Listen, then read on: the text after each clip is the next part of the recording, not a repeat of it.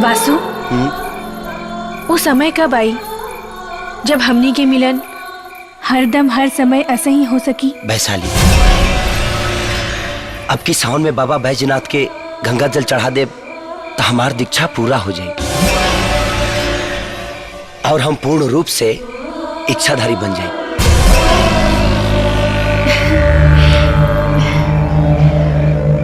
वासु, हमके हर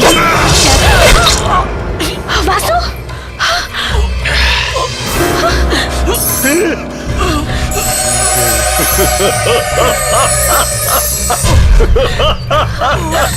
मिल गई मणि, हमरा मिल गई मणि। अब हम सर्वशक्तिमान हो जाए। वैशाली, मणि छीन ले दुष्ट से। गबरू, एकरा मणि मिल जाए तो तबाही मचा दे। घोड़ी ना दुष्ट नागिन, मणि वापस कर दे हमरा, मणि वापस कर दे। ना तक जवन गति नाग के खेले बानी ना, उससे भी भयानक मौत देवता दो, भयानक मौत। स्वयं के भगवान मत समझ नीच पापी, न तो ऐसा दुर्गति करब कि मौत ला तरसबे और सारी जिंदगी तोहर करेजा कापत रही। वासु!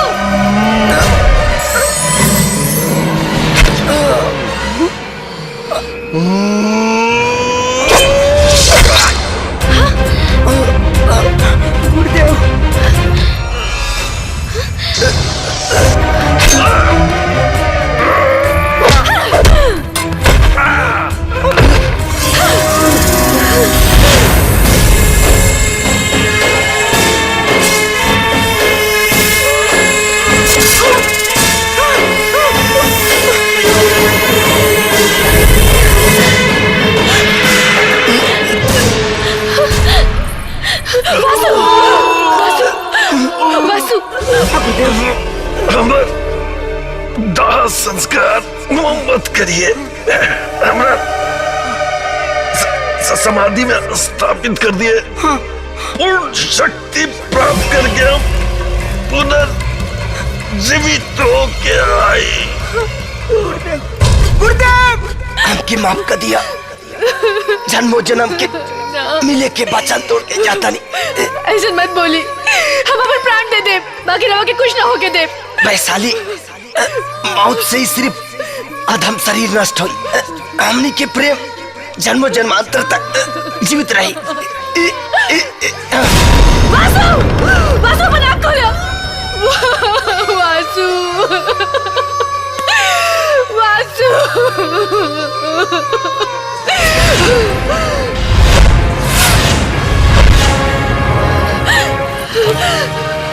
सुनी भोलेनाथ, आज रहुआ के भी आपन शक्ति के परीक्षा देवे के पड़ी। जब हमार जीवन साथी जीवित ना रही तो हम जी के का करब? आज रहुआ के वासु के जीवित करे के पड़ी, ना तो मैं ही जा अपन सर पटक के अपन जान दे दे।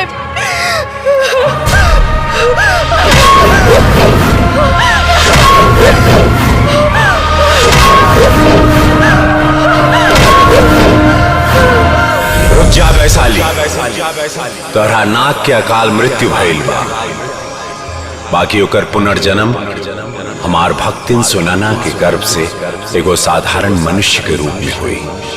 ओके अपना पिछला जन्म के बारे में कुछ याद ना रही। वासु की रक्षा 25 साल तक करे के पड़ी, तब जाके नाग पंचमी के दिन तोहनी के तन के मिलन हो सकी।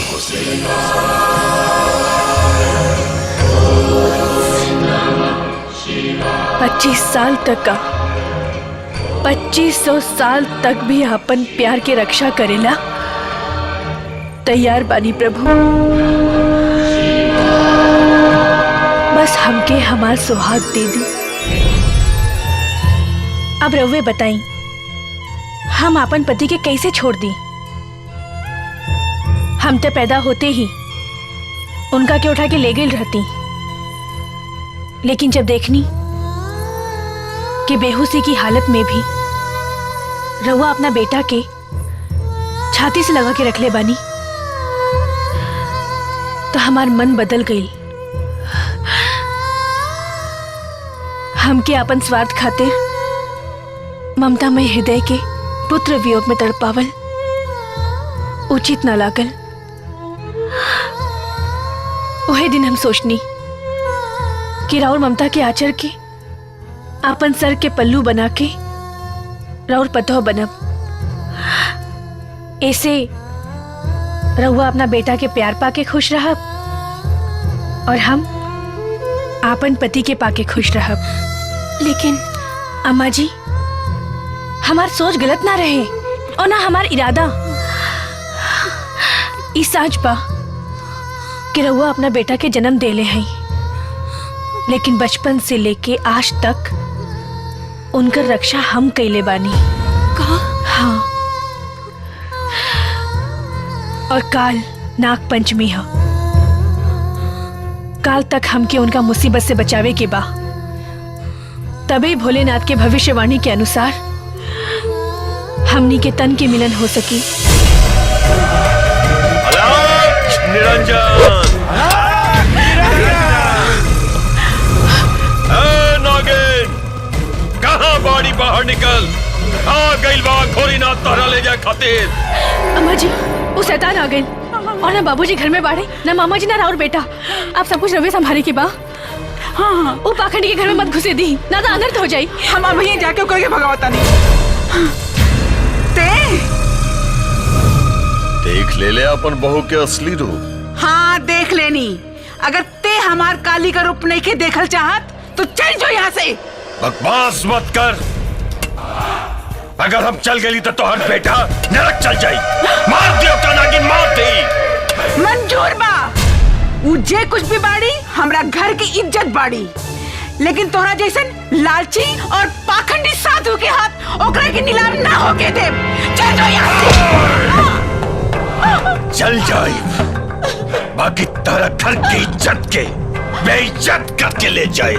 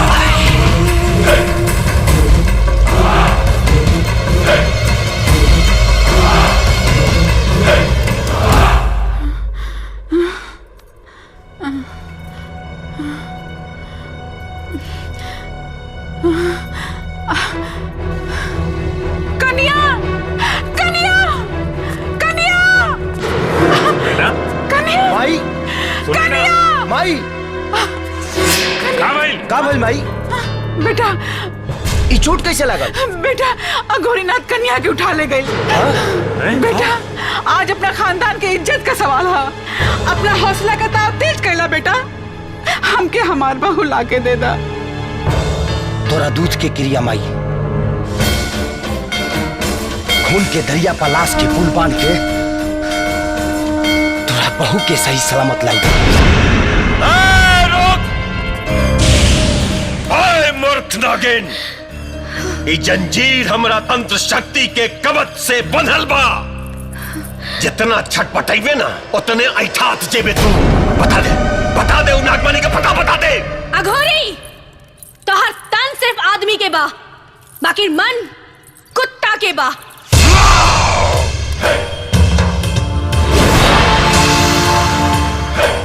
ना तो अपन मौत के पता ना पूछते। ऐसे न मन मेरे नागिन।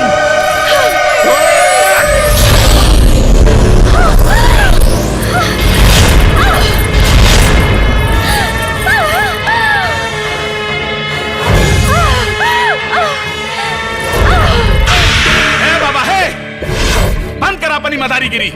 अगर ये मर गई तो हमारा भाई के जिंदा के करी। हमरा काजे में बाधा मत डाल मोट। भारू सिंह जंजीर खोला, हम तोर भाई के ठीक कर दे। रुक जाओ, ये आजाद होके छल कर दिया।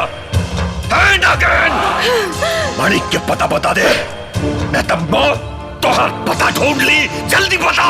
आपन जान दे दे, बाकी तोहारी मंसूबा कबो पूरा ना होके दे।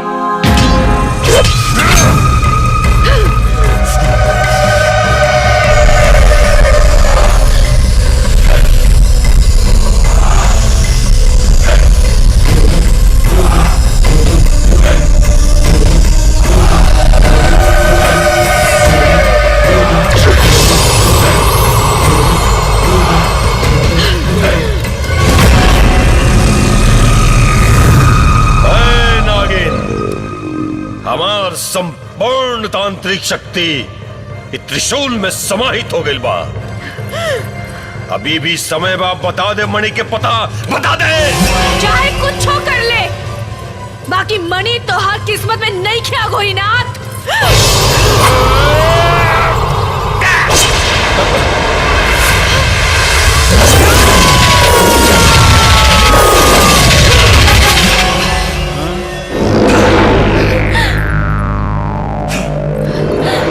के औरत परवार पैखाना में पैदा भई रहलिस किरांडी खाना में रे।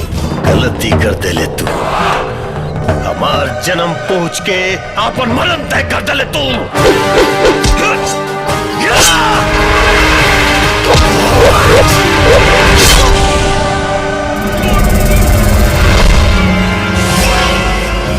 भरोत सिंह, अगली के मौत पे ही हमने के जीता, मिटा दे दुष्ट के। अरे मुंह का देखत बड़ा, मारा सारे के मारा। अरे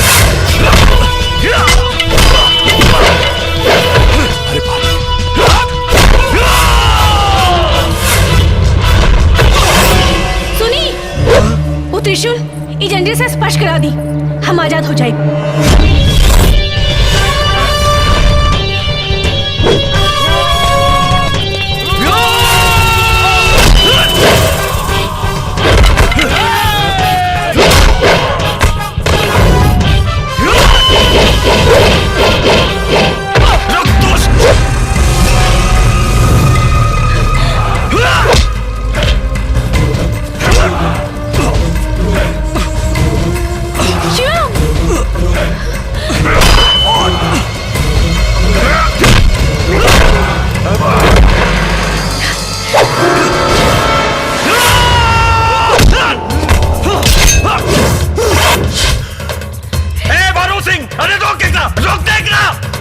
अगर इन्हें गिनी आजाद हो गई ना तो क्या हो गया ना छोड़ी। घेर ला सारे के, घेर ला।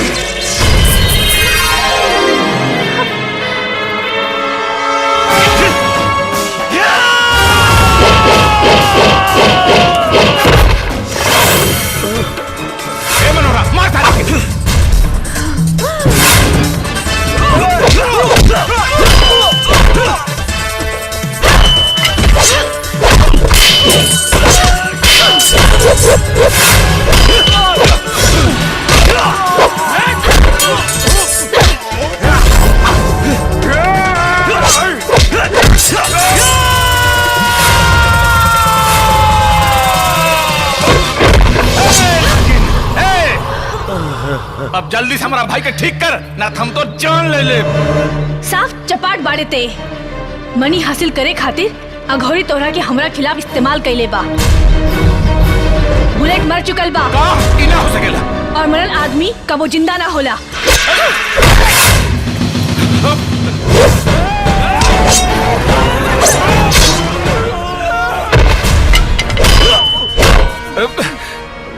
ए घोरी!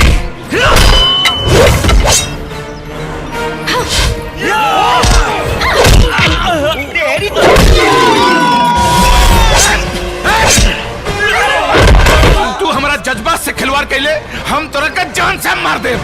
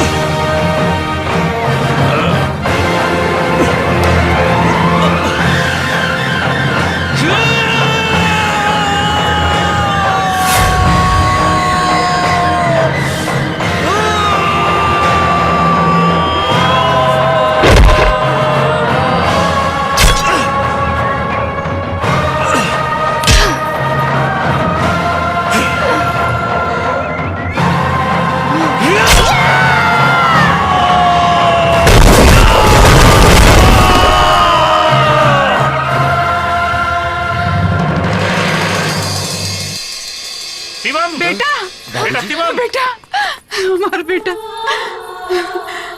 माई देखा तार पतो एकदम सही सलामत बिया। दुल्हन अम्मा जी रवा चिंता मत करी, राहुल बेटा के कुछ ना हुई। हम अपना वचन पर अटल बानी। और अब भोलेनाथ के बारी बा। बेटा हे प्रभु,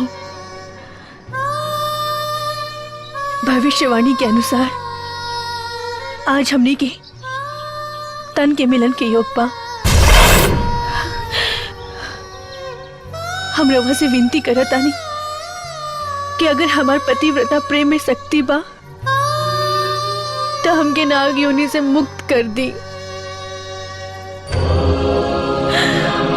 शिवाय ओम नमः शिवाय ओम नमः शिवाय ओम नमः शिवाय ओम नमः शिवाय ओम नमः शिवाय ओम नमः शिवाय ओम नमः शिवाय ओम नमः शिवाय ओम नमः शिवाय। शिवानी अरे ई का करतानी जी? जोखा तानी कि नागिन निकलना के बाद वजन सही बा कि घटल बा। का हो भाई लोग, तू ला सही मेहरारू देख के शादी करियो कि 4 दिन ना आइयो खई त गांव के लोग के पते ना चली कि मेहरारू खइले बिया कि भूखल बिया। का हो मामा? आ राजा अरे जीजा चुप कीजिए।